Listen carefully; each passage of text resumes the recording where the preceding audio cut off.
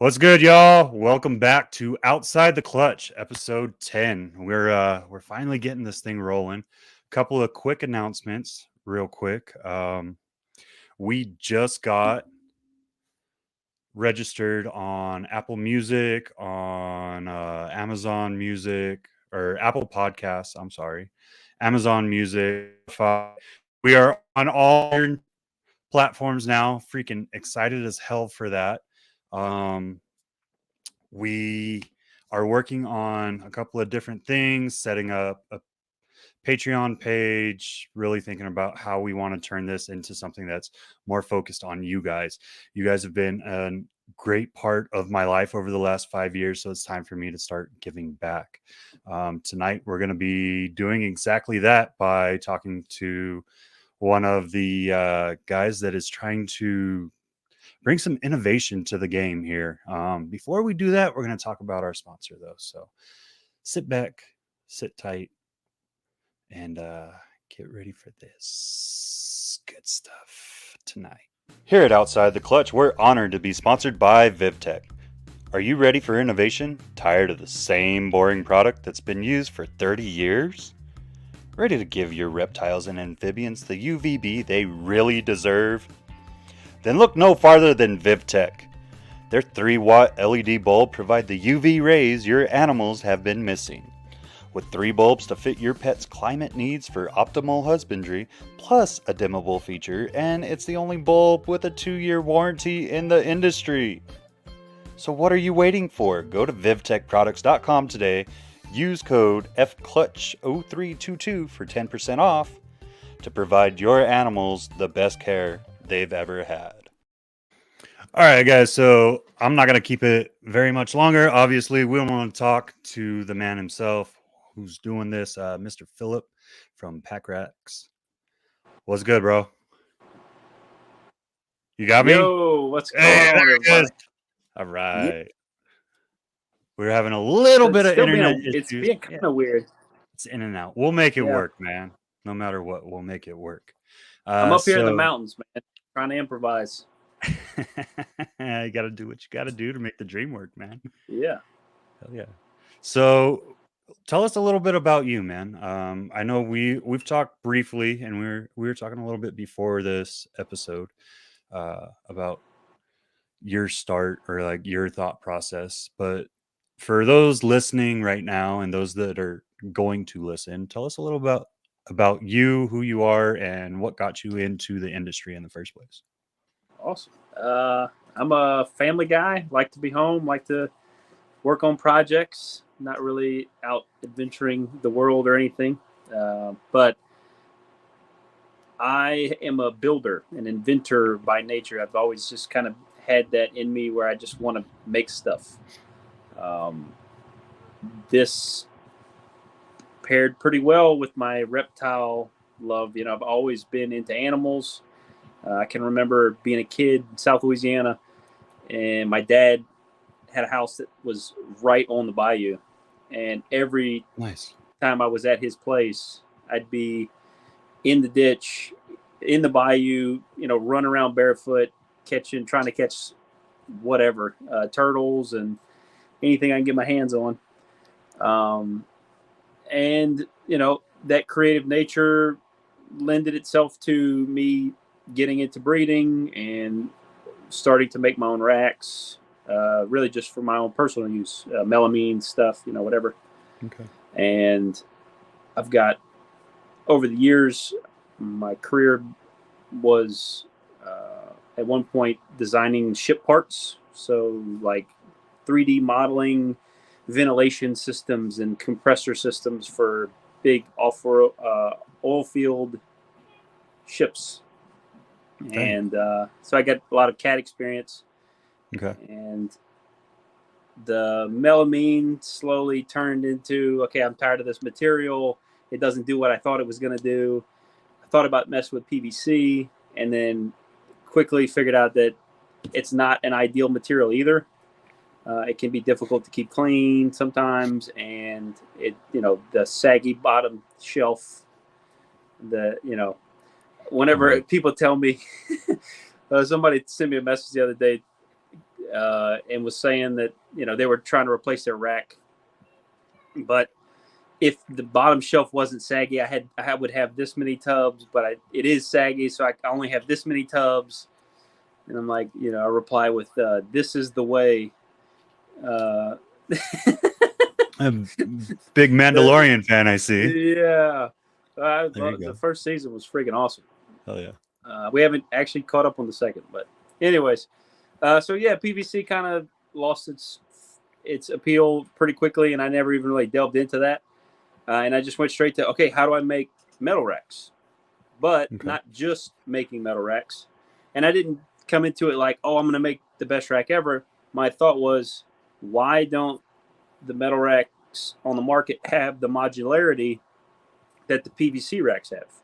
Where you could take a, FB5, 3 FB5s, pop them in there, you take them out, and you could put two the VE18s or the V18s.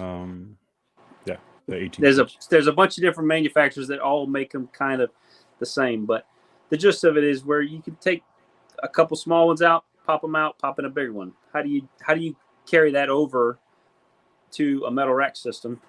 And then I just, in the background for probably 12 months, worked out how to make it work. Nice. And did it mostly in CAD. So I did a lot of 3D modeling and, looking for collisions, taking the parts in the program and like rotating them and making sure that they would fit through with a heat panel in the way and all this other stuff. And somehow there's just enough room with the normal setup, other than my hangers, my frames are basically the same as everybody else's. Right. So then how in that normal setup do you get this piece of plastic to wedge itself in just right to where it doesn't need tools, it can be all in one piece, and to where you can easily pop it in and out without having to fight with it or whatever, and it all just married together perfectly and created this beautiful system where you can take a couple small tubs, pop out their hangers, and pop in a wider tub and a wider hanger. And people love it. I've had a few people reach out to me like, man, I had kind of thought of that, but I never did anything with it. And I was like, I don't know how I'm the first one to do something with it. It seems obvious. Obviously, I cranked it up and I did way more than just making it work.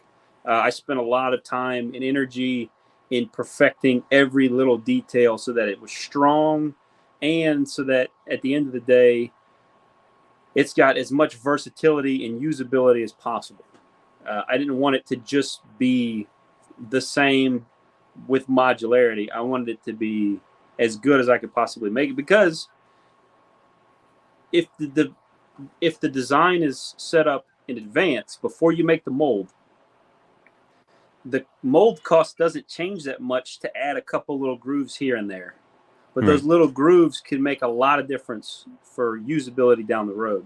So spending that year really making it work and making it good didn't end up costing me any different whenever it was time to actually make the product.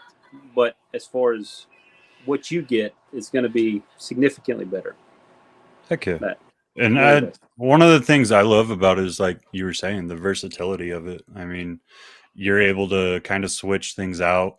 One of the biggest things that stood out to me, and one of the things you showed me, was when you showed that you could actually take the ventilation system on a normal rack, right? And that actually clips in. So if you're working hots, you can literally slide the tub out without a hot ever having the opportunity to get out. It's freaking amazing. So if we're going to spend all this time talking about it, I might as well pull one out. Absolutely. I got a couple of them here. I don't have the full frame with me. I'm up in North Georgia. Tomorrow I'm going to visit a breeder. I'm not going to say who, but a lot of you know his name. But anyways, we've got some products with us, not the full frame. And what John was just explaining is that you could actually take this while it's sitting on the frame. And you can take a second hanger, which I thought I had. I guess I don't have it here with me. But you could take another hanger and put it face to face with this one, and you can actually slide the tub straight from one to the other. I wish I had the setup, man. I Come feel like on, I'm cutting you killing me, short. man, killing me. Yeah, I'm No, it's cutting you all good. short, I man. understand, I man. didn't It's realize hard.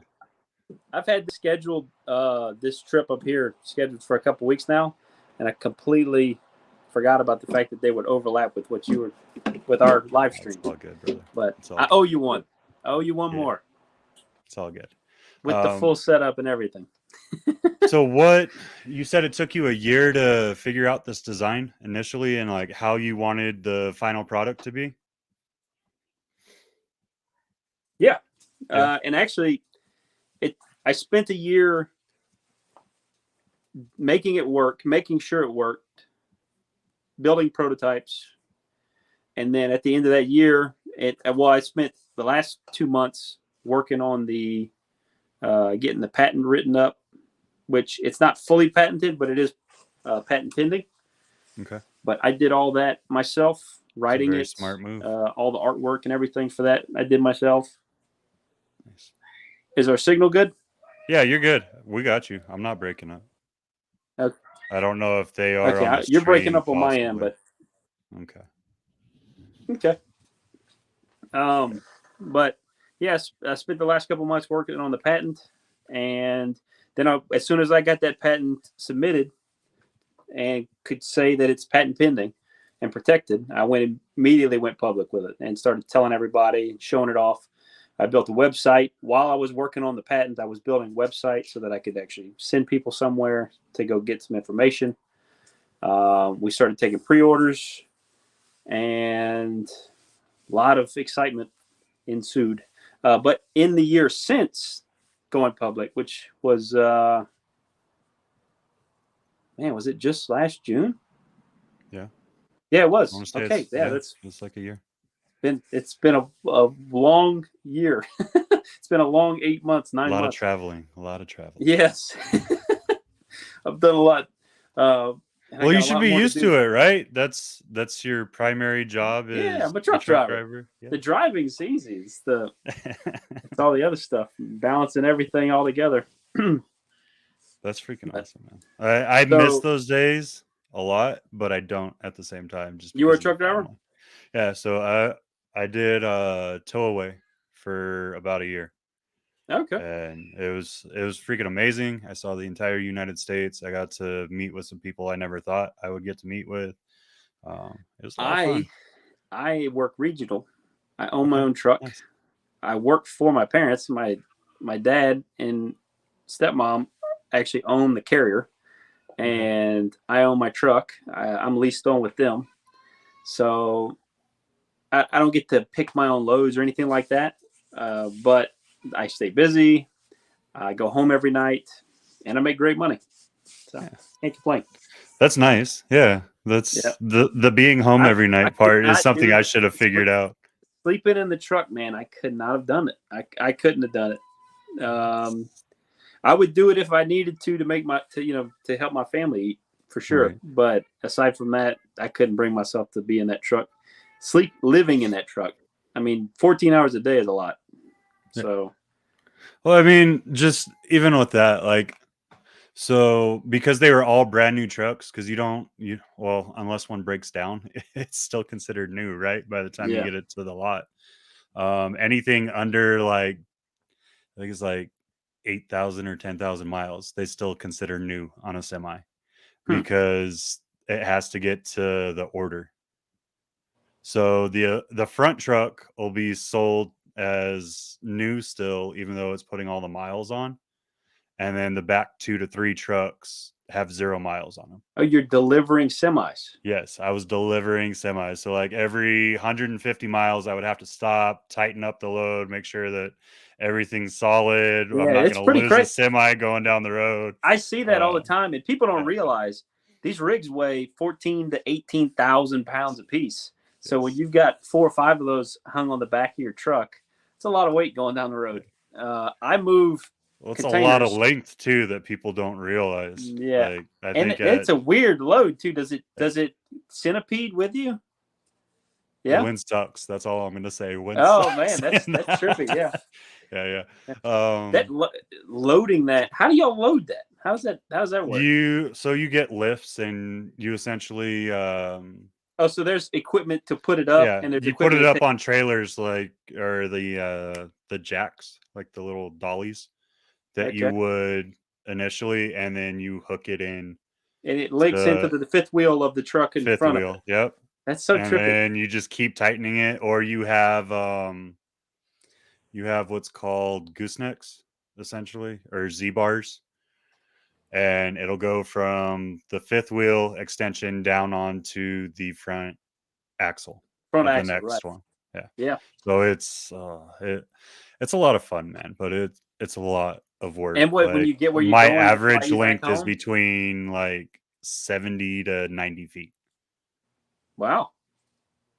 And you Yes, have to you're make longer than me. 90-degree turns in that shit. It's fun. Yeah. So and then what you fly? They fly you back when you Yeah, deliver. so I would go to Laredo, Texas, and then I would drive wherever they wanted me to be and drop off that load. And you're essentially an independent contractor still, so it's on your timeline as long as it's done within 5 days of pickup. Huh. It's and so if you need to stop like midweek because something happened with the family or whatever, you can figure yourself out, do your what is it? I forget. It's been like 2 years since I've done it, so I forget exactly what it is. But you reset, Yeah, and your person. then yeah, and then you go Yeah. back in and you finish out. But so when I was doing it, I was trying to do like a 3 day trip and then a 2 day trip, and then I'd fly home after that 2 day trip, and Hmm. then that following Monday they'd fly me back out to Laredo. And did your hub was near your home? So Laredo's like 12 hours from me, 12-ish hours Oh driving. wow. So you were going So there to work. yeah, I would So have you're not to. going home. You're going Yeah, to your hub. well, no, I would fly home on my own dime, and Oh. then they would fly So me back out when I said I so was you were ready to work flying. again. How many times a week are you flying? Like three, Oh between my god, going home and fly, like between that's a picking lot up of my flying. first load. Yeah, I would Oh fly from wow. El Paso down to Laredo, pick up the next morning, and get my load. I'd drive.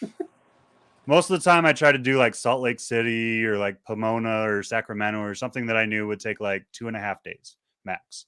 Yeah. And then that way I could get back in, pick up another load that would take me like 2 days. And I tried to go west all the time. I did take a couple east, so I got to see the East Coast as well. But I tried to go west because the weather was a little bit better most of the time, and Yeah. I could stop the first night in El Paso. So Oh, I'd okay. sleep in my own bed the first night because you weren't allowed to Oh sleep yeah. in So the you try to trucks take your route because they that were past your house. brand new. Yeah. That's cool. That works out. Yeah. Nice. But yeah, man, it was a lot of fun. It's definitely a entertaining job. You see a lot of crazy stuff on the road. You deal with a lot of nice country, some not so nice country. I don't know if you've ever driven the mountain going into Salt Lake City, but I've from never Moab to driven. Salt Lake City is freaking gorgeous. I've never But been further west than Arlington. That that we're gonna have that to change expo that is one as day. far west as I've ever been. We're gonna have to change that one day, bro. Yeah, sure. Actually, I'm Heck going yeah. to Anaheim There you go. in July. So Heck yeah. the Super Show out there, I'll be there. Heck yeah. Anybody on the West Coast want to come check me out? I'll Start be in hitting them up. Vegas. Yeah. I'll be in Vegas in what is that, September, I think. Mm-hmm. That's gonna And be a hard one. I got invited to that one by Randy from Dark Cloud, and he was like, if you don't want to come out to Cali for these shows, because I just don't like the rules out there. yeah, He's like, you got to at least do Vegas, and I was like, I don't know is if I it the could talk Super my Show you're going to? yeah. Okay, cool. I'll be I was there. like, I don't know if I could talk my wife into letting me go to Vegas without her though, because Yeah, I I don't know. can't take 3 small kids to Vegas. My wife, so our anniversary is coming up, and she was like, well, do you want to go? She was talking about either going to Vegas or going, like, it's our 10-year next year. And she's like, do we either go to Vegas or do we go to, like, Key West or something and get like a private cabana thing down there? So I think we're going to do the private cabana. Heck yeah.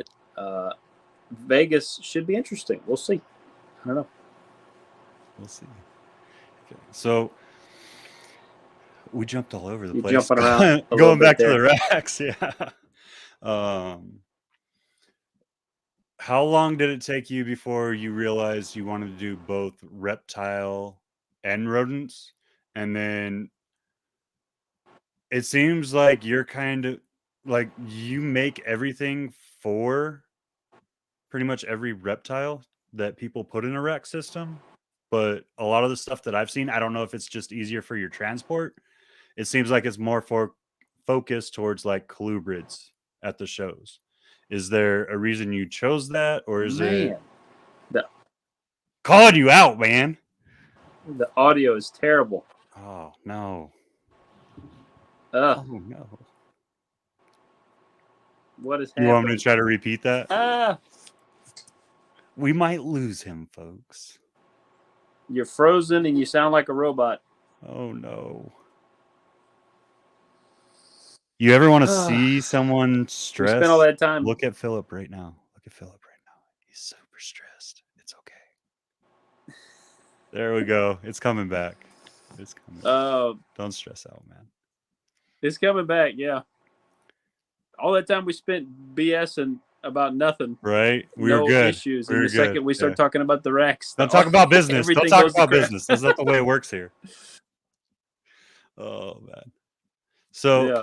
it seems like you're The focused internet more wants us to towards bullshit. seems like you're focused more towards colubrids kind of at the shows, even though you make it for everything. So is that like in your marketing, or is that kind of who you're trying to reach out to pull towards rack systems? And then why or how Well, long did you so take to choose like reptiles and rodents? Because it seems like you jumped into rodents really quick as well. God, the audio's trash. What is going on here? Can you hear me? Yeah.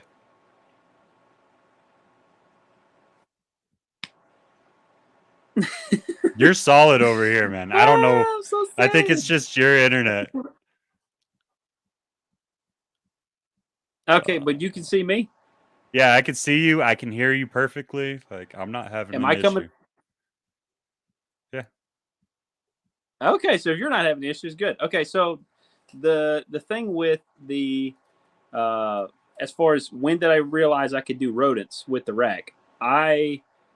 As soon as I started to, the original focus was reptiles, obviously, but as soon as I actually started to fully flesh out a working prototype, I immediately realized that setup could have multiple applications, including rodents, including uh, other animals that need UVB. There's a lot of ways we could modify the hanger without going outside of the patent envelope. So the patent protects this certain idea.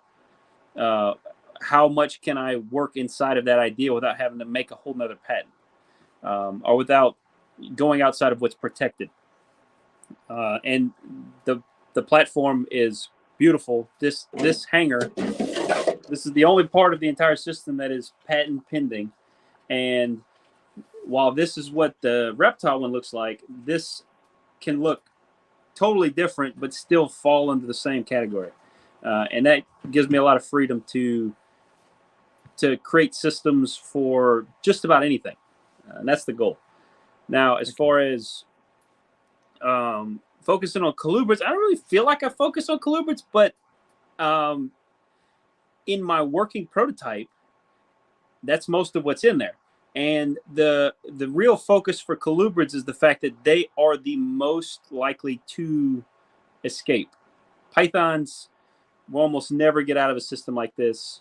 I mean, maybe there are some python species that are smarter and know how to make the tub move or something like that. I don't know. Other people probably more experienced with that than me. But as far as escape-proof enclosures, your tiny little, hog nose, your rat snakes are prone to escape. And I really wanted to focus on the fact that it is great for ball pythons. It's basically a big brother to the FB5. which a lot of people use religiously for their hatchlings. It's a little bit bigger than that. It's a great setup. There's a lot of purpose behind the placement of things and the dimensions that I chose. But as far as pythons go, they're not getting out of there. I'm not worried about them. I wanted to find. I have a setup at home. It's an Alpha 6-1. So it's one level, 6 tubs, and I've got 5 animals in it right now. I have I can go from right to left. I've got a black and white cow king. I have a Kenyan sand boa. I have a albino Nelson's milk snake. I have an albino western hognose, and I have a blackhead leopard het-pied ball python, all in these Alpha 1 tubs. And for the first 4 of those that I just mentioned, they have a ridiculous amount of space in this tub. It's the equivalent of like if you had a full-size ball python in a 200-gallon aquarium or something like that. They just look so teeny tiny in this tub. But the purpose is making sure that they can't get out, and having a beautiful photogenic animal that looks great in the tub that I can enjoy and use to photograph and show off the versatility of the system. Well, I really like it too, because even with that hanger, like we talked about it with the hots, but that hanger system where you could just slide it out, because I know a lot of people. I think it's Bob Vu that has the separate tub setup, but a lot of people have picked up onto that for photography, right? Yeah. And that would set up perfectly because you have a lid, so you just pull the lid away when you're ready to you're fully set up versus trying to keep a snake from escaping the entire time. So I think it's a brilliant setup, man. Like that's a lot of people have created like hodgepodge lids out of like, scrap wood or whatever they could throw together so that they have something to throw over a tub while they're working on the enclosure or cleaning the lid or swapping the lids out or all that stuff. And this system just has that all integrated. And then a large part of rearranging animals on a rack is either tearing apart lids and stuff to try to clean them so that you can cleanly move an animal from one location to the other without cross-contaminating anything, or it's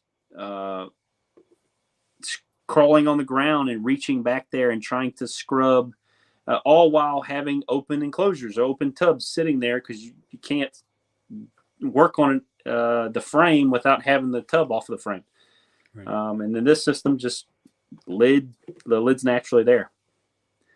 Makes everything that much versatile. And when you're rearranging things, you don't have to sit there and scrub because it can move with its own lid and bounce around the frame without having to fight anything off of the frame or whatever, Right. And you took I think you took a little bit different shape too, is what I like. Like I don't know. It just looks more uniformed to me. It might be a military thing. I really like the aesthetic of the way the rack looks all together. So what was some thoughts behind that? Like, did you take that into consideration, or is it strictly just okay for use? What's going to be most beneficial? So the space provided, as far as the look goes, the main thing I was focusing on, as far as like the symmetry, I wanted to get it where I could either fit 6 or 12 on a frame. Okay. And the reason for that is because really the goal was to have 12, because 12 is the golden number for modularity. 12 is the golden number for modularity because with a 12, now granted this is the number 1. We're also working on a 1.5. So this is 5 inches wide. The 1.5 would be 7.5. Then you got a 2, which is 10, and a 3 that's 15, and a 4 that's 20 inches wide. But all the other dimensions are the same. So it's all the same length and all the same height. We're going to offer other heights, other depths in tubs. So we'll have the short versions and deep versions and all that stuff. Those will pair together. But just talking about this average depth, we got a number 1, a 1.5, a 2, a 3, a 4, and a 6 planned. Okay. So with those sizes, on a single frame that's 6 tubs wide, you can fit 6 number 1s, 4 1.5s, 3 2s, 2 3s. The 4 is weird. We'll talk about the 4. And then a number 6 that would take up the whole shelf. Okay. Now, the number 4, I just recently changed my tubing material. So the actual aluminum tubing to a thicker tube, and manufacturing these corner connectors myself. And I did that so that I could increase the tubing thickness, because they don't make corner connectors for the tubing thickness that I wanted. So this is 50% stronger now than it was in the prototype phase. The final product that people will start receiving is going to be significantly stronger. And that's going to add some rigidity to the system, but also that's going to give me the option to build heavier systems, and it's going to give me the option to go wider. So ideally, long term, I would love to see an Alpha 8 that would be 8 tubs wide, and then you get the modularity where you can hold 8 number 1s, 4 number 2s, 2 number 4s, and a number 8 that would be 40 inches wide, 42 inches wide, something like that, 24 inches long, and however deep. Nice big boa type, type stuff. Okay. Yeah. And that's still in the Alpha system. That's not even talking about the Bravo, which is going to be the same kind of modularity, but a deeper frame. Okay. So nice. Got a lot of stuff planned. Yeah, that's a lot of work on one frame. That's freaking amazing, man. Yeah. And I've had people ask me, why don't you just use, if it's so expensive to make the molds, which it is, it's very expensive. If it's so expensive to make the molds, then why don't you just focus on making the hangers and use tubs from other manufacturers? Well, I would, but no one else in any industry has this number of tubs with the same length and the same height with different widths. No one does it. I have dug and tried to find anyone that has that much modularity in a single size category. You'll find, like in Freedom Breeder, you might find 2 or 3 tubs that kind of fit into a similar category. They're all the same length, they're all the same depth, but they're different widths. Right. But that's not 6, that's not 7 different tub sizes that all work in the same system. And I wanted to have this system be as versatile as possible, so that in one frame you could literally keep absolutely anything. The only limitation is the heat tape. The heat tape can go up to 105 degrees safely. Anything below 105 degrees will be able to be kept in our system. That's the goal. And obviously, one of the things that I'm excited for is this UVB potential on the racks. Oh, so man. How are you going to incorporate that? Like that's a huge thing. That's going to be a game changer. So I'm not the first person to put UVB on a rack. Okay. But the racks that have UVB are basically like wireframe shelves with a tub sitting on it, and then you got about 2 foot of space, and then a UVB bar, and then another one on top of that. That's the best you would find right now. Ryan McVeigh, your sponsor, VivTech. That's cool. I didn't even realize that they were a sponsor here. That's dope. Ryan is amazing. Erica is amazing. I love them to death. VivTech, the products they're putting out are absolutely going to change the game. Really, really cool. I can't wait to start building my facility and start accumulating some of their stuff. There's a lot of things he's working on in the background that I think are going to help me set up my stuff the way I want to in my personal collection. But there's a specific product that he's working on that I will be the first person to have it. And I absolutely love him for that. We're neighbors as often as possible. I love talking shop with him and getting his ideas of how he sees the future of his business, the future of the industry, and where he wants the things to go. It's really, really cool. His vision for his business and the industry. But this one specific product is really freaking cool, and he's going to make it. Hopefully, the rack stuff takes off. Because, well, not hopefully, it's going to take off. It's going to. It's just a matter of time. But hopefully it takes off soon enough that I can actually take some of my cash and help him nail that project down really well. And I'm not trying to invest in him or anything like that, but we're going to work something out where I can help him as much as possible to make that a thing as quickly as possible.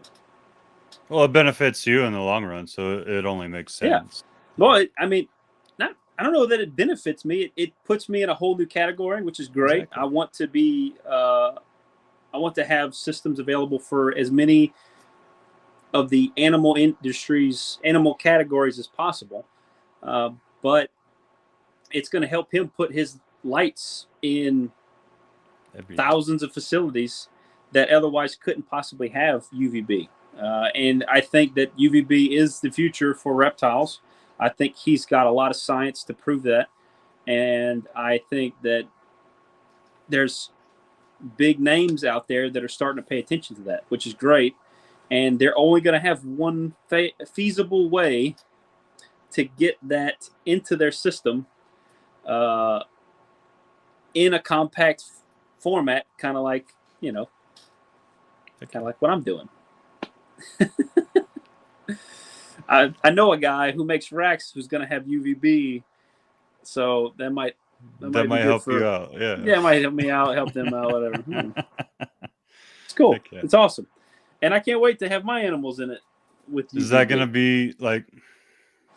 Obviously, I don't want you to divulge what you're doing exactly, right? Because that would only. I'll tell you after hurt you potentially, but like, yeah, we're gonna have to talk about it. Yeah.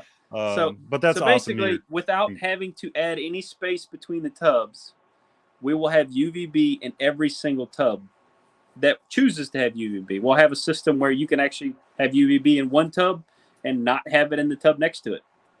Wow. So it's going to be a very versatile system.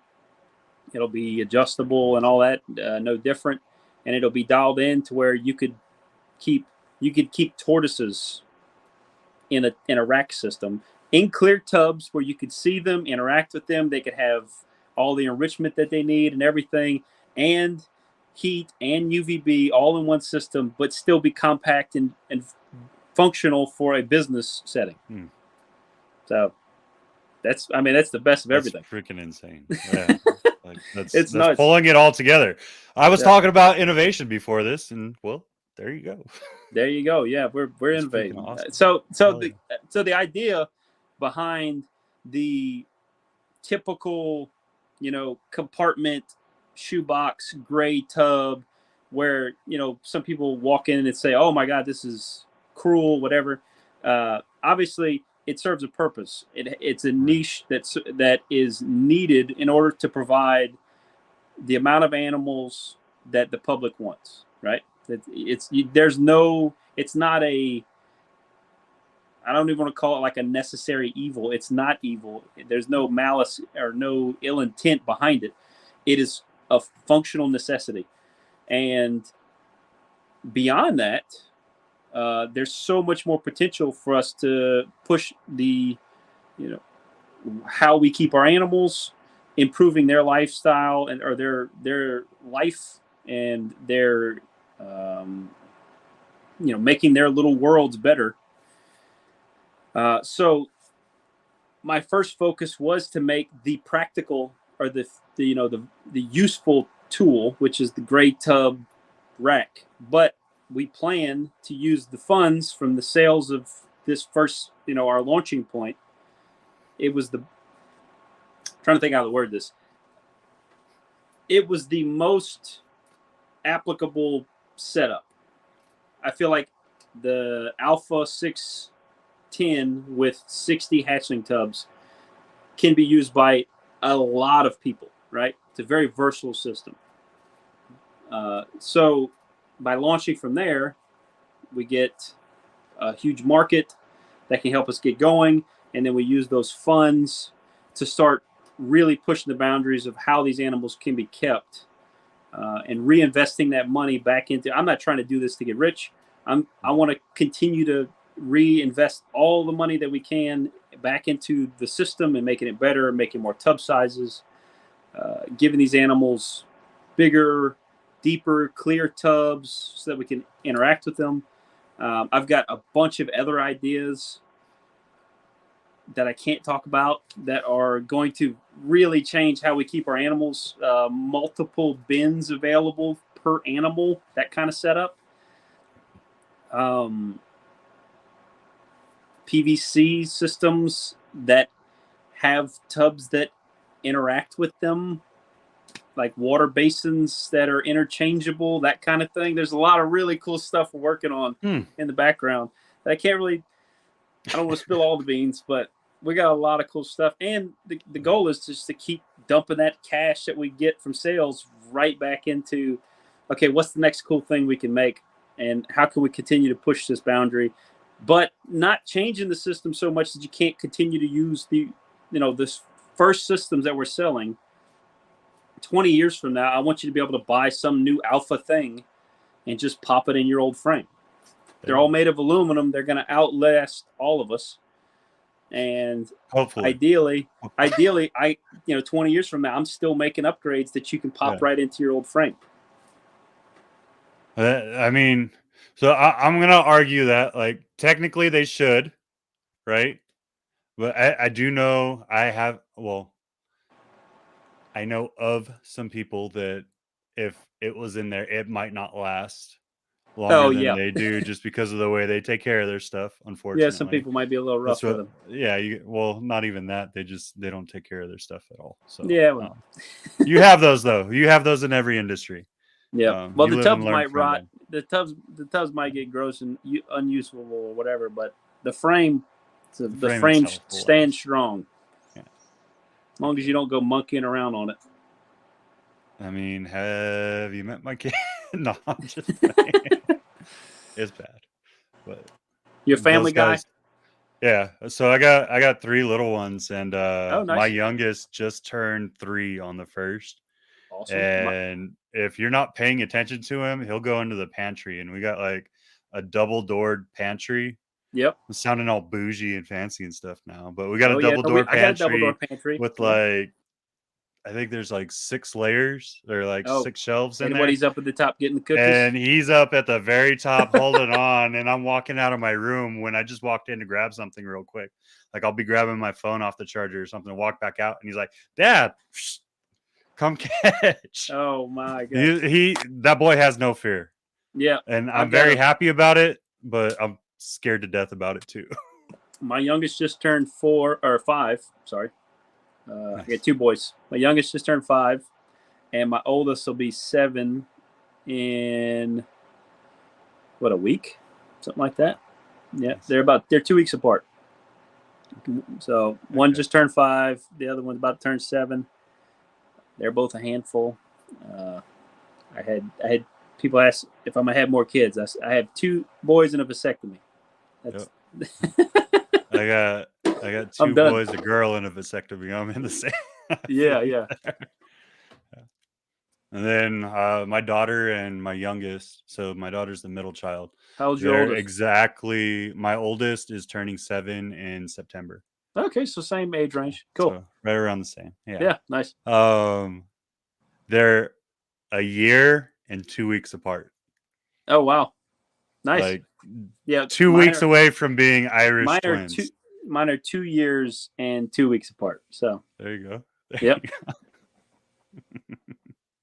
That's awesome, man. Yeah, man. How do you have they been incorporated in this at all? Do you like my youngest? Okay, so my oldest has autism. He gets excited about stuff like this, about the animals, stuff like that. But with autism, you can easily get overwhelmed, and so he kind of shies away from it typically. My youngest absolutely loves helping me with the animals. He loves helping feed. He loves anything about the animals. We've got pet rats. We've got axolotls. I got a leachianus he loves messing with. We've got ducks now and chickens, and now we've got those 4 different new species that I told you about earlier, the Kenyans and the hognose. But he loves messing with all of it. I see so much passion for the animals, very similar to like I had when I was a kid. So like when I'm going around the yard, I don't know if anybody follows me on TikTok, but I'm always, at least back when it was warm, I find a random bug or something in the yard. I take a video of it, post it on TikTok. And but when I'm doing that, I'm typically going run over there like, hey, dude, check this out. And he's like, oh my God, that's so cool. And beetles and lizards and whatever. One point I caught a bee and I was just holding the bee, showing him. But yeah, I just see that same love for animals like I had when I was a kid, and very little fear. I tried not to let him be afraid of spiders and stuff like that, trying to break those stigmas. And it's exciting because he really wants to help. And I really see that in the future, there's a good chance he'll be working with me on all this stuff, which is really, really cool. Awesome. Yeah, it's so dope. It's so dope. Yeah, I get overwhelmed. Like I love my kids to death, but because I have a very small room. If you can't tell, like the end of this rack is the end of the wall. Oh wow, that's the other wall. So I'm in like a 10 by 10. I'm in a jail cell right now. Oh, okay, nice. Well, jail cell's a little bit smaller, but not much. Yeah, but I don't even have an actual room anymore in the new house. I need to build a facility out back for a lot of stuff. So that's in the works. That's what it's looking like soon. But anyways, you get overwhelmed. I guess so like the 3 kids right there, and like I'm trying to work in this small area, and then they're trying not to have anybody. They're trying to jump all over everything. They want to open every tub at once. They want to see all the animals, and they all enjoy them. My oldest is the bug person. Like the others like the spiders and the bugs, but he really likes them. The bigger snakes, he's just like, I like the little ball pythons. Like he likes the babies to about 400 grams. Once they reach that, he's like, yeah, they're pretty, they're cool, I'll hold it, but I don't want to. Now my youngest, the little things. He's still fearless. Yeah, he wants to go and drop the rat right in front of the biggest female. I'm like, hold on, let's just drop it on the corner, please. You're making me nervous. Yeah, my youngest wants, so I had to finally lock my retics. My youngest wants to just go and open up the retic enclosures the time, and they're both 8 foot at this point. So it's just did I mention that my racks are lockable? There you go. Let's plug. Hold on, the camera's weird. I do like that. There you go. So this is a hanger and a tub locked together, and this also functions on the frame, so you can actually lock the tub to the frame where it can't be slid out and actually can't be removed or anything like that. Permanently affixed with the lock. And the really cool thing, which was not necessarily intentional, is the fact that the lip of the tub actually protects the lock to where you couldn't even, if somebody was trying to, if you had this as, let's say you had my rack as a store display with clear tubs, you could actually have them secured properly. And somebody couldn't come in here and get to the... you can't get to it. You can't get to that to cut it.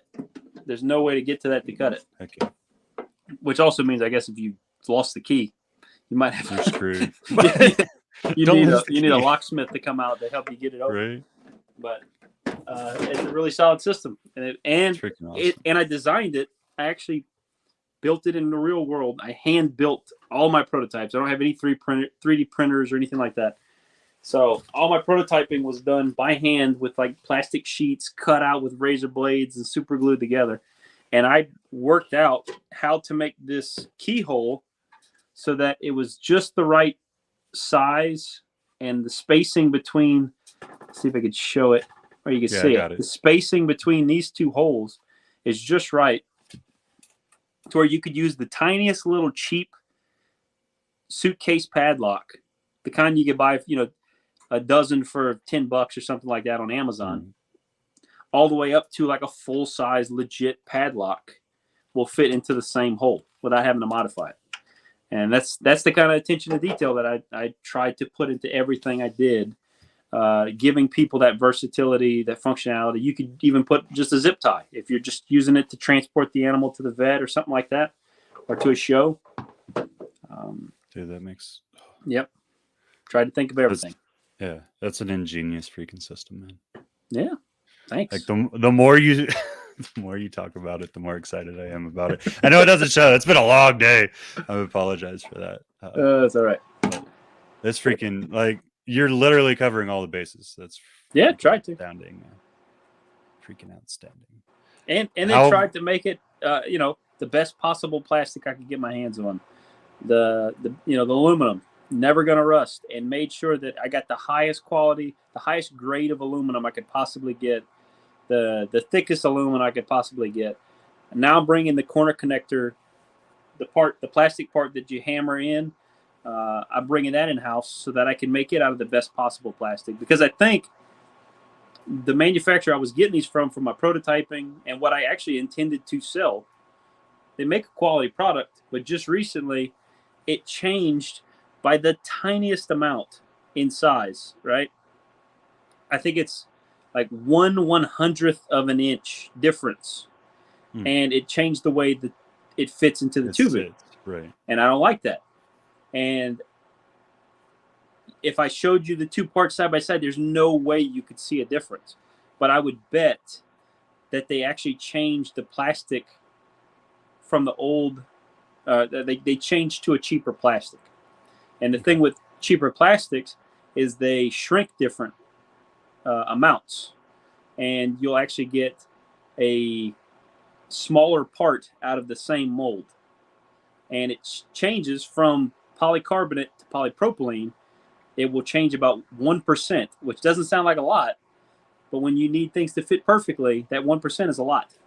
That turn that you're going to get on it, though, is what's going to make the difference. Like, at the end of the day, even if you move, like, that's something I have to be wary of, right? Like, it hasn't been that long since I bought this system, but I was talking about it. Like, I can't just wheel it through the door. I have to take it apart piece by piece, like level by level. And then once I do that, I have to re-put it together on the truck. Nope, mine goes right through the door. What if that plastic turned? I'd be screwed completely because it'd never go back together right. Yep. So we're coming up on an hour. Let's talk about what people probably really want to know. The whole reason they're here, right? And that's price range.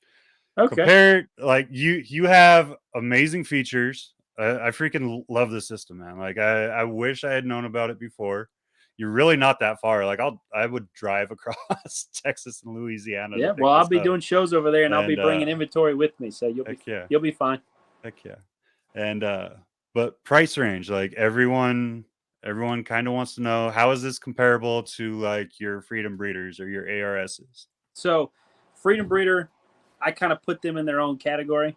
They've been around so long, and they're like the old empire of rack building. So pricing wise, they kind of do their own thing, but they just recently came out with the Pro line. Is that what they call it?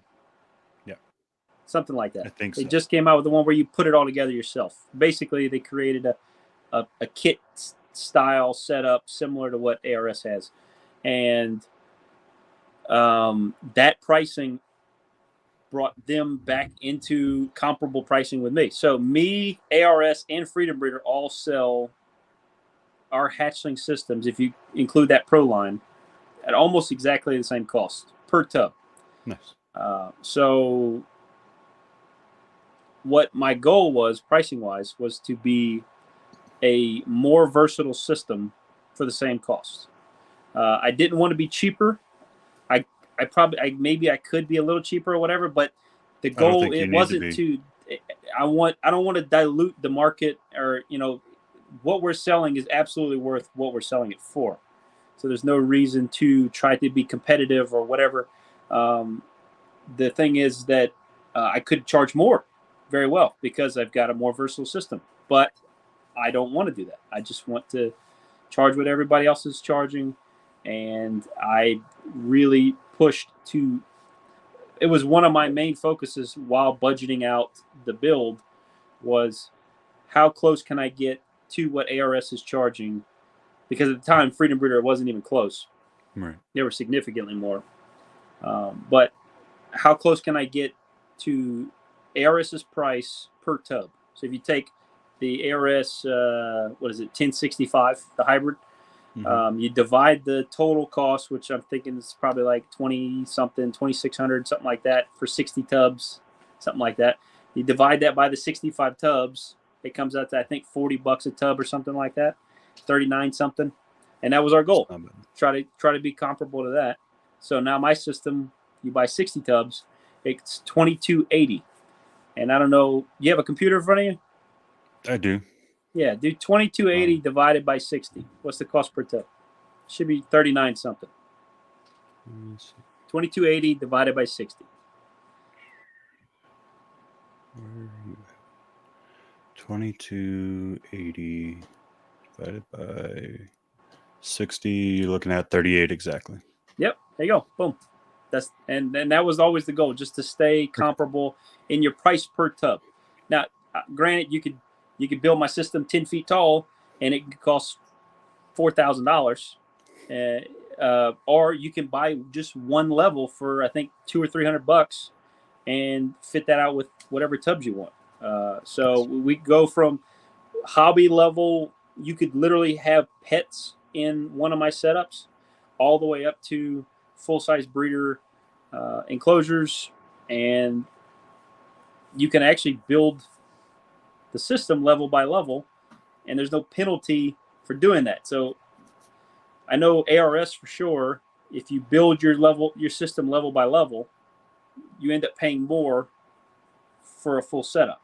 But I made a point to charge exactly the same for 10 individual levels or a 10 level system all at once. So there's no penalty to build at your own pace. You got tubs that can grow with your animals, and you got a frame that can grow with your collection. So there's encouragement to have that professional look, a clean, healthy environment for your animals, but also be able to grow it into a full business if you chose to. Okay. What's your lead time on production? So the Alpha 1 tubs are on their way.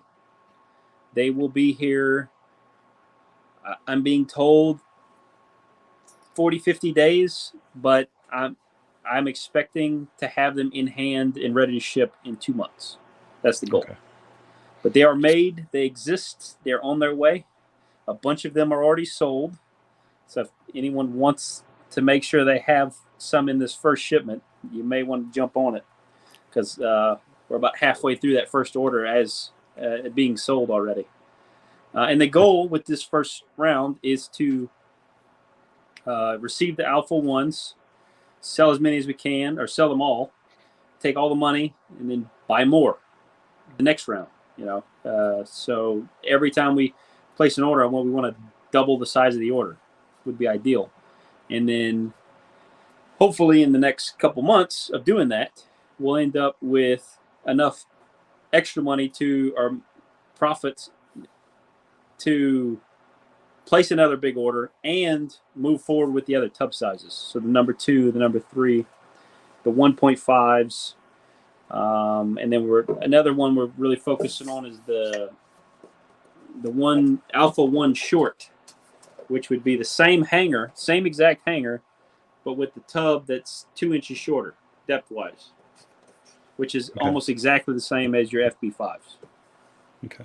So when you bring everything in, what are you estimating, like, the manufacturing time for them from time of order to time it's shipped?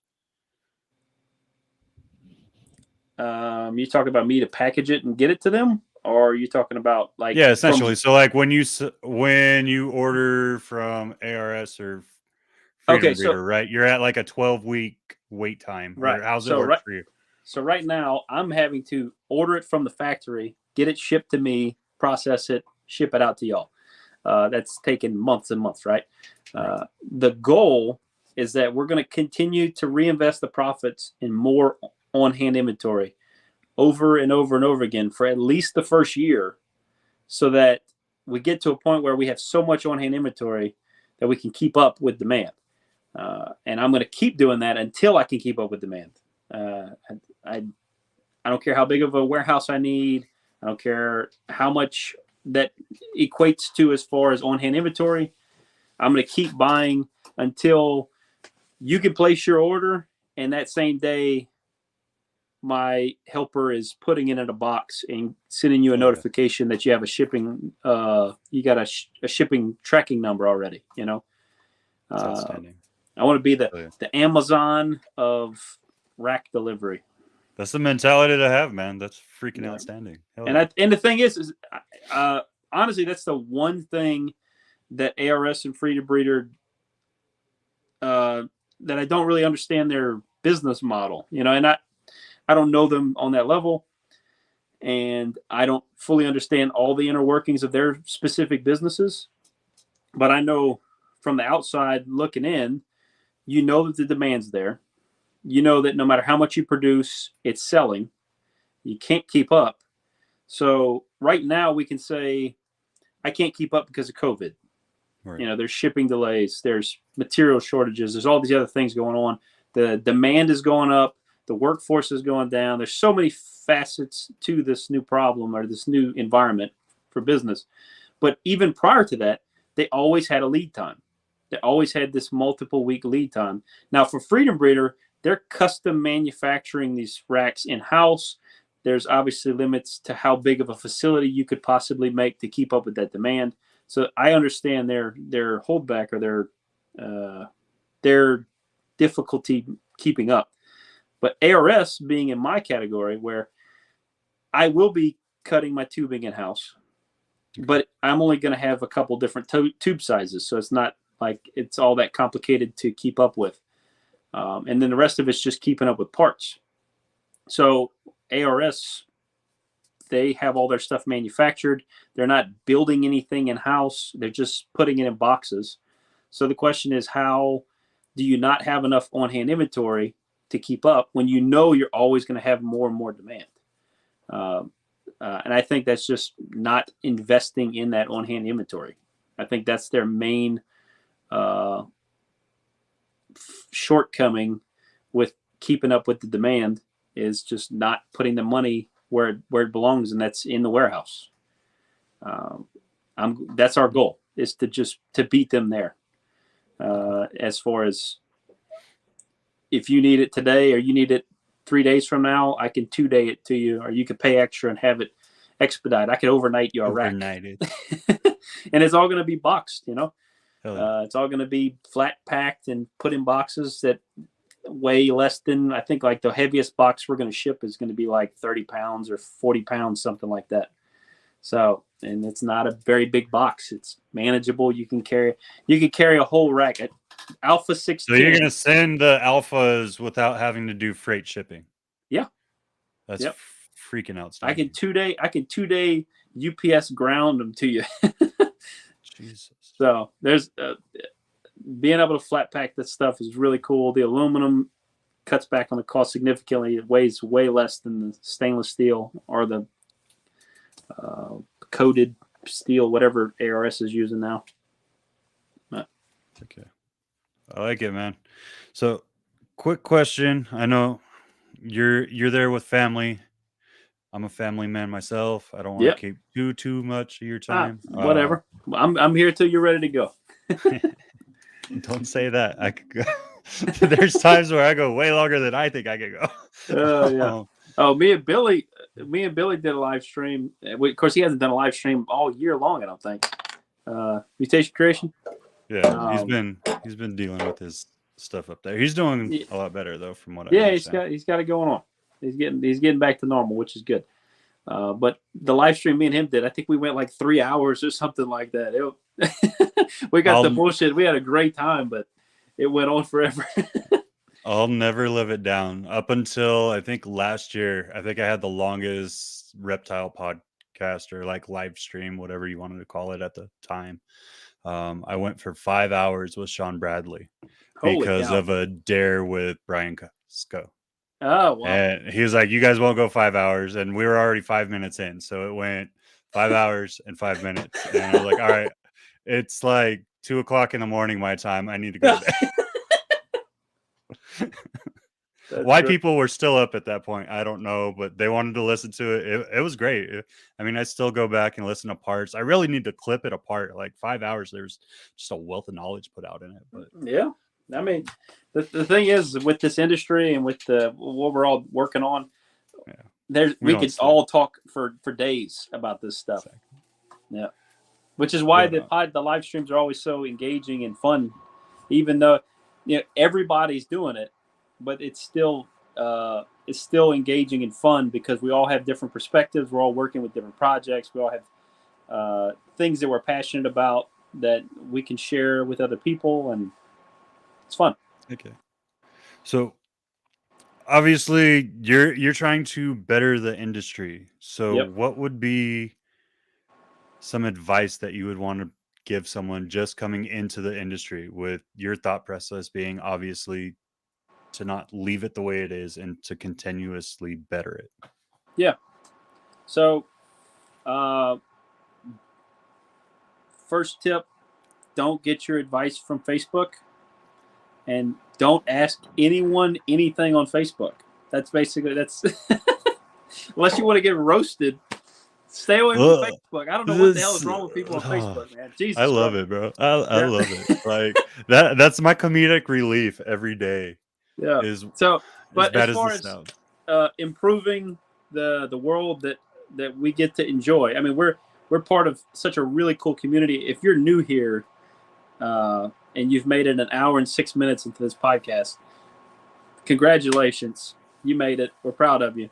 But no, we all get to do some really cool stuff with some really cool animals. Even, I Okay. mean, Justin Kabilka was talking about this, I think, at Tinley.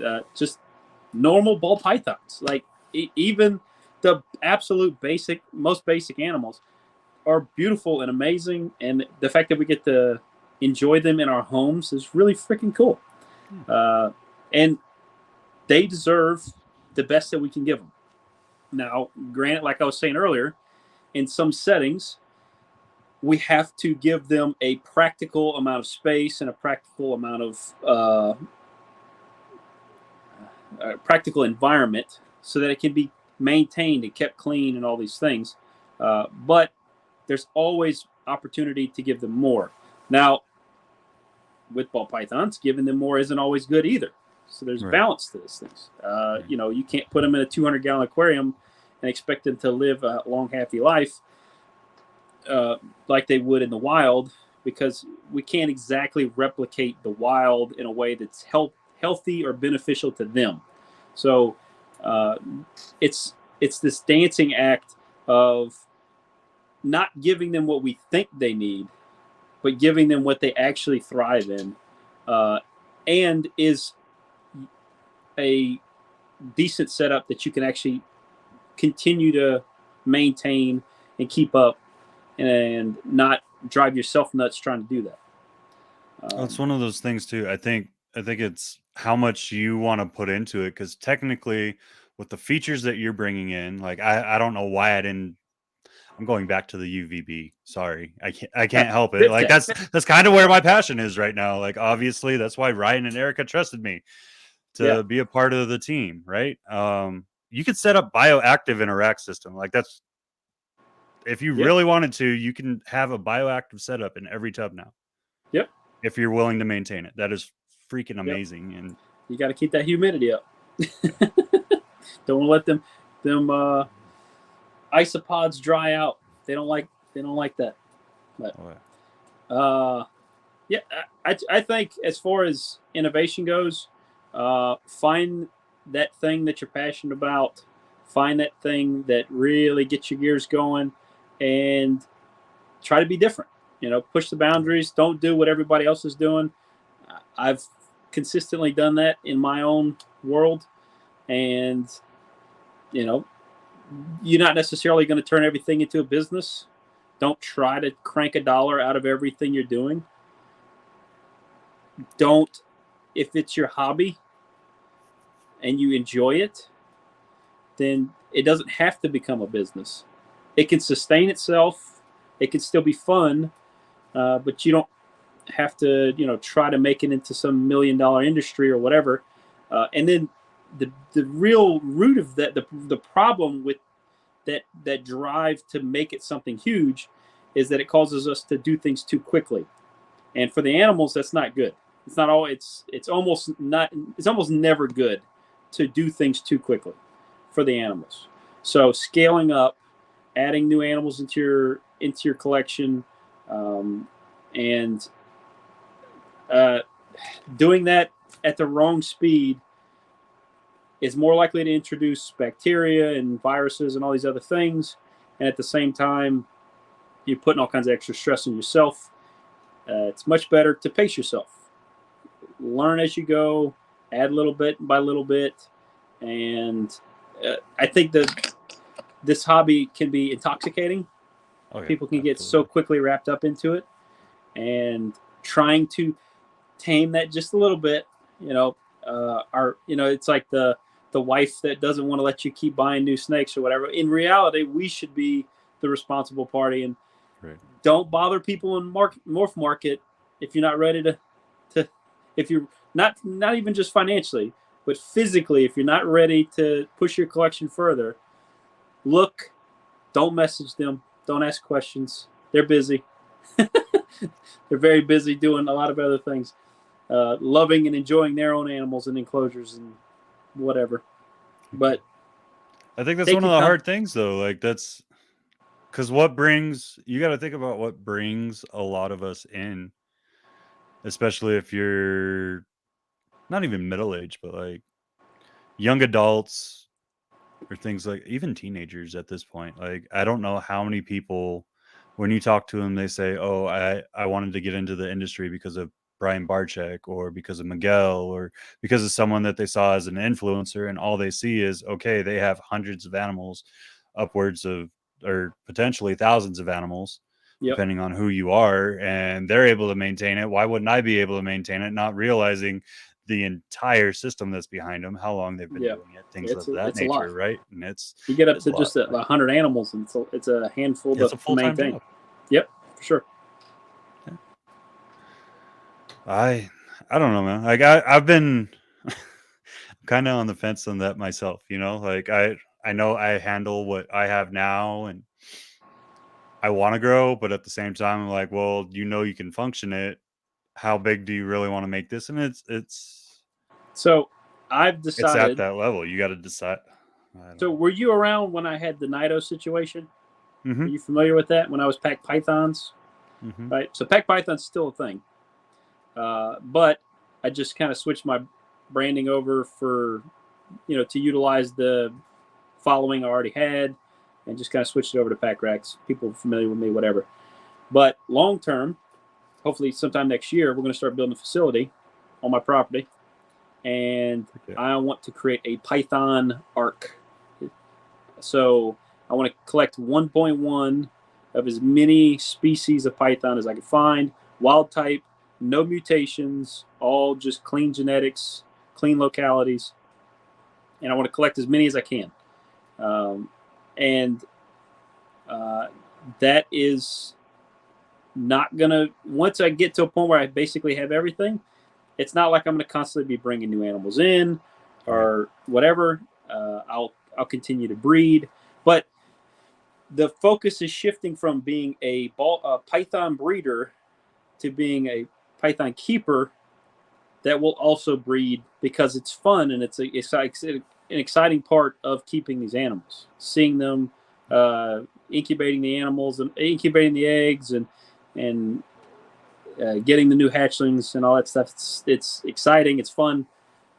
Well, it's allowing them to live their full life cycle But essentially. Like, the, you get the to witness the entire life yep, cycle from start to you're finish. enjoying their wild behavior in the convenience of your own home. Really Okay. freaking cool. It's Animal Planet in my backyard. Uh, but the cool thing about this Python arc is that effectively once I've collected everything, I'm done.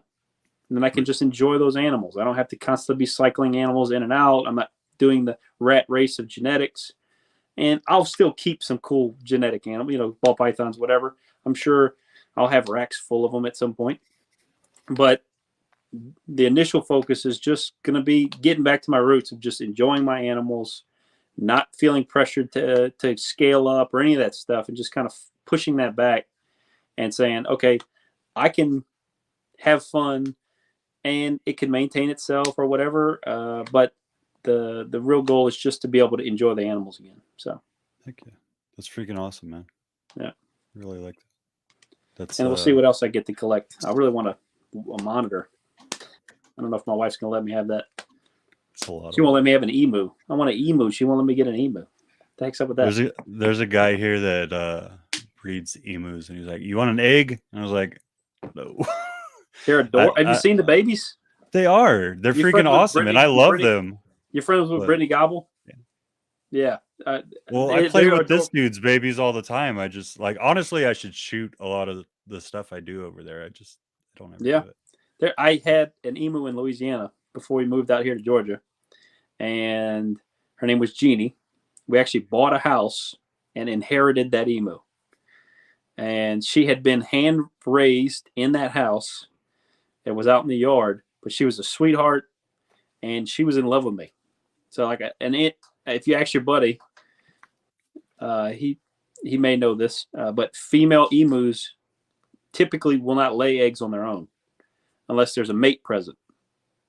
And apparently she thought I was flirting with her, so she started laying eggs for me, which was really cool. But I would go out there and I'd boom with her. They go, they do this deep drum noise. And I'd go out there and I'd slap her on the butt, and she would sit down. And that may be some kind of mating thing. I don't know what was going on there. She might have thought of, but I'd pat her on the butt. She'd sit on the ground, and I could just sit there and pet her on the head and hang out with her, and she wouldn't care. I mean, it was really freaking cool. Emus are awesome. I love emus. My wife, so she grew up in birds. I believe it was her aunt, had a bunch of parakeets and smaller parrots that they used to breed all the time when she was growing up. And so she's used to that, and she's dead set now. She's like, "You have all these reptiles. I just want to get it into birds again." I was like, "Oh man, we have a cat." Yeah. So okay, you're the snakes I had, right? I got up to a point where we had, I think, up to 90 at some point. And my wife begged the whole time, like, why can you have this many snakes and I can't have a dog? And I was like, you have no idea how much easier it is to keep up these snakes than to have to deal with a dog 24/7, right? You go on vacation, you got to find a place to keep the dog. I go on vacation, these snakes can sit for a long time unattended, and they'll be totally content. And when I come back, they'll be like, "Oh, you're bothering me. What are you doing? Leave me alone." It's totally different. The snakes don't piss on the couch. They don't chew the furniture. They don't bark at the neighbors. None of that. Reptiles are amazing. The fact that you could have 100 of something in your house, and no one, you can't even tell from the next room over. Totally different category from any other animal, any other pet, period. It's more work than a goldfish. But as far as the visibility of it, or the attention it needs when you're going on vacation, right, especially, it's basically a goldfish. I mean, I'm not against it. She has a dog, she has a cat. Yeah. The thing I'm worried about is so we've had to move. We did eventually get a dog, by the way. They always win, bro. Yeah. The women always win. I know I'm gonna have an African gray in my house at some point. Potentially gonna have a macaw or something in my house because she loves the giant parrots too. And I was like, yeah, it's coming eventually. Yeah. I love conures. I'm gonna have to do an aviary outside after we move or something like that. But yeah, it's I was just like, we've had a hard enough time keeping our crested geckos alive with her cat that Oh wow. so the cat has figured out that if it lifts the bottom of the door pops open. So while we're sleeping at night, she pops She's harassing the our reptiles. bedroom door open, Oh and she crap. knows where the crested gecko's enclosure is, and she'll go there and she'll start patting on it and get them to jump around and stuff, and then you hear him freak out, and I'm like, damn it, come here, cat. Yeah. But Yeah. I had a after cat. like 2 or 3 times of getting yelled at for the night, she gives up. But she goes like, that's a whole nother story on why you should not let your cats outside. But Yeah. I remember being a yeah, kid and having a betta fish that my cat slowly drank the water out of so that it could harass the fish more and more. they're evil, man. Like Yeah. I love that cat. I, It came from my mom, but my mom was one of those people. Like she would let it out at night and it'd come in, and I love her. I talked to her about it. I was like, you really shouldn't be doing that. But she's my wife's here. She doesn't want to be on the podcast. come on. Huh? She's like, come on, you've been on here for an hour now. You all right? Did you shower? Okay, good. She's all freshened up, ready for bed. Are the kids asleep? Nice. Kids are asleep. Mama's You got showered. past it. I'm gonna have to go do that once we get off of here. The youngest will not go to bed without me tucking him Nice. in. I have to. He's a little jerk. We didn't bathe them tonight because we're at family's house and I didn't feel like fooling with it. But typically at home, every night I bathe the boys, and then when I pick them up with their towel, and I grab it by the four corners, and I will swing them in the towel and spin it around and do all kinds of crazy stuff. And I actually got the idea because my oldest is autistic, and they like being like enclosed. Mm-hmm. So we have like this old swing that's called like a cocoon, and it's like made to kind of like hug around them and for them to swing in. So I tried replicating that one night, and it caught on, and now they make me do it every freaking day. They will not get out of the tub until Daddy comes swing them. That's freaking awesome. So yeah, that's my nightly ritual. Okay. Well, guys, do you want to reach out? Like, I'm super excited to see all these products come out. Yeah. Sure. How do we get a hold of you? How do we place our orders? How do we PacRacks.com. throw that cash at you, man? Yeah, PacRacks.com is where we're taking all our pre-orders. That's PacRacks.com. We're also on Instagram, Facebook, YouTube, TikTok. OnlyFans coming soon. Feet you want to see my racks? Feet pics only. You want to see my racks and my balls? There you go. They're posting some private pictures there. But no, I'm available. My phone number's everywhere. You can text me, you can call me, whatever. I'm a truck driver, so I'm on the road 90 hours a week. You can call me whenever, and we can bullshit for an hour. I don't care. I get calls all the time from just random people asking questions about the racks, talking about snakes, all kinds of cool stuff. I'm available. I try to be available, and that may not last. This thing could scale up pretty quickly, so my time availability may change. But hopefully, I won't be driving a truck for very long. We'll see. There you go. The goal is to actually, I own that truck, so the goal is to eventually keep it and use it to go to shows. Take my semi, that would be awesome, get a trailer. I want to get it all wrapped. See the blackened right here? That black with that logo? I want to get that wrapped around the whole semi. So when you pull up in Arlington or Tinley or whatever, I want that parked right in the middle of the parking lot. You can't miss it. And the goal is to have it to where I bring inventory to the show, not that's pre-sold. I'll bring that too, but I want to have extra. I want to have on-hand inventory where you can go buy something in the show, see it at my display, and I give you a ticket and say, okay, go talk to John. He's out of the truck, and he'll hook you up with whatever. And then you bring your ticket to John. Not John Fealy, the other John.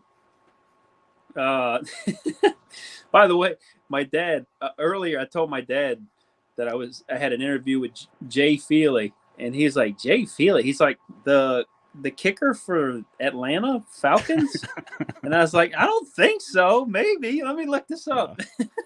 I'm, You weren't in football, were you? nah, never. Okay, good. I enjoyed too many other activities coming out of high school, so I couldn't Yeah. focus for sports. Yeah, me either. But no, he said that, and I was like, wait, hold up. It's Anyway, spelled different. I think. but he's I think it's Fely. FEE. Yeah. Yeah, we looked it up. There, As soon as he said it, I looked it up. it's like AJ Feely or not to be confused with the Atlanta Falcon. Yeah. He was actually the reason he thought it was funny. We're in Georgia.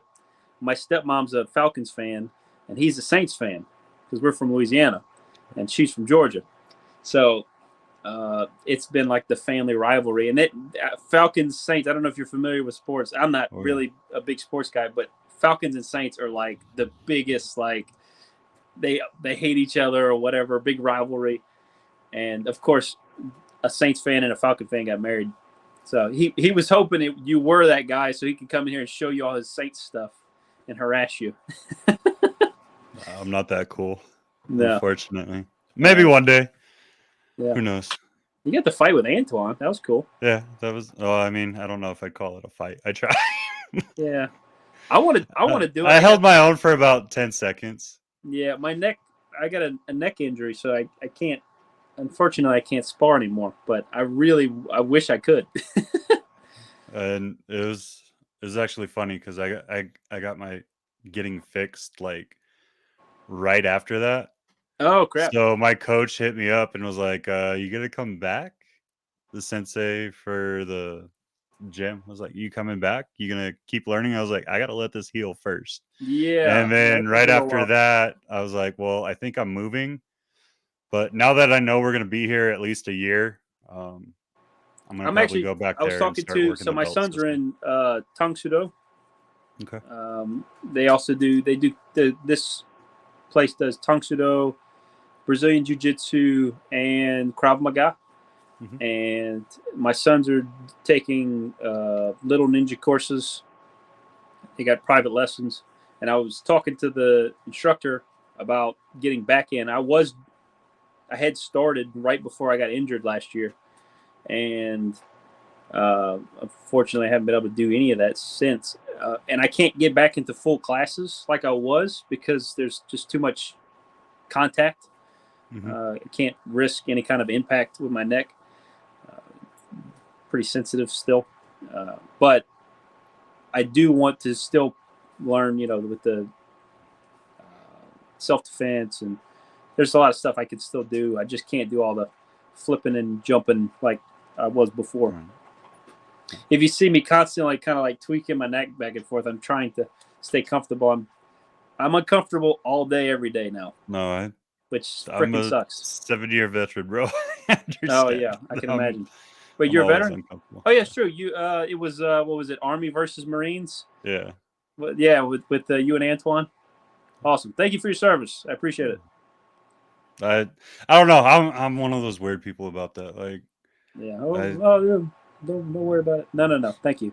It was just a job. No. Thank you. My dad was. I'll take it, but it's a mentality, man. My dad was Air Force and then Army Reserves for a while. He fought in Desert Storm. What does he call himself? Oh yeah, he he was in the Air Force, and he says. I forget how he words it, but he basically says he was a pilot, but not a pilot like a plane. They would take a bulldozer full of sand and they would pile it over here, and then they'd take some sand and pile it over there.